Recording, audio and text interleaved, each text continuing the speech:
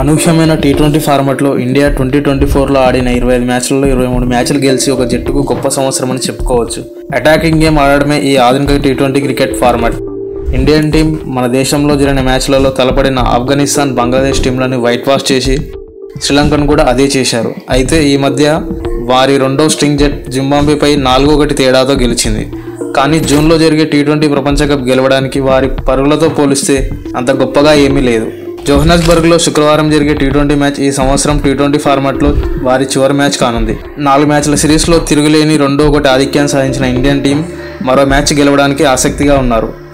బార్బడోస్లో జరిగిన ఫైనల్లో భారత్తో తలపడే వరకు టీ20లో దక్షిణాఫ్రికా కూడా అజేయంగా నిలిచింది. కానీ టోర్నీకి ఇరువైపులా వారి ఆట తీరు చాలా దారుణంగా ఉంది.